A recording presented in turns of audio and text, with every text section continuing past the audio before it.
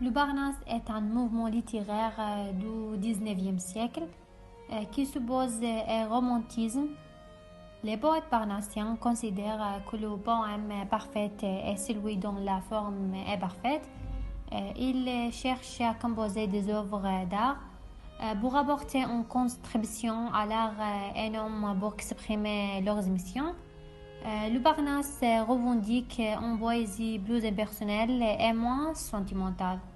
Aussi Théophile Gautier de Creil, dans son histoire de romantisme, le détachement dont le poète doit faire preuve vis-à-vis de ses propres émotions. Le poète devrait voir les choses humaines comme les verrait un dieu de son Olympe, les réfléchir sans intérêt dans ses vagues.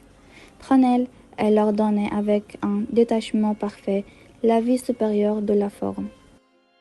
L'origine du nom, le nom Barnas est à l'origine celui d'un massif montagneux de Grèce dans la mythologie grecque.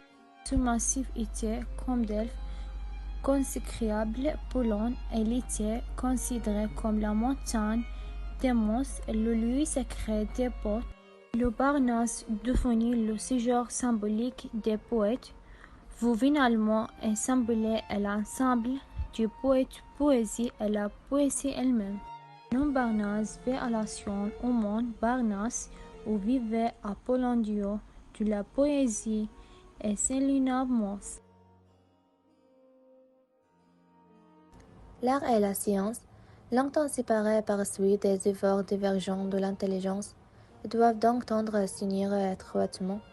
Si ce n'est à se confondre, le conte de l'île préface des poèmes antiques 1852.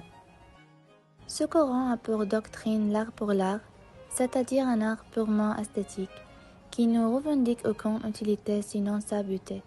En ce sens, la poésie parnassienne n'est pas une poésie engagée, mais un art dédié à l'écriture de beaux textes. C'est Théophile Gautier qui revendique le premier cette idée de l'art pour l'art dans la préface de Mademoiselle Maupin, publiée en 1835.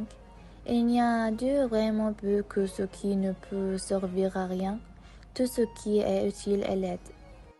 Le Parnasse accorde une importance primordiale à la forme du texte poétique.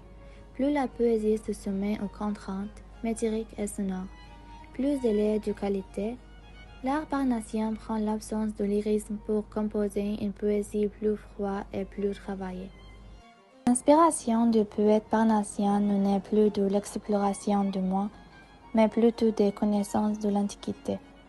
Les poètes principaux du mouvement du Parnasse sont Théophile Gautier, Charles Lecomte de Lille et José-Marie de Heredia. Tous les trois ont écrit des recueils de poèmes respectant les principes du mouvement. Théophile Gautier, Aimons et Camé, 1852. José-Marie de Heredia, Les Trouvés, 1893. Les Contes de Lille, Poèmes antiques, 1852.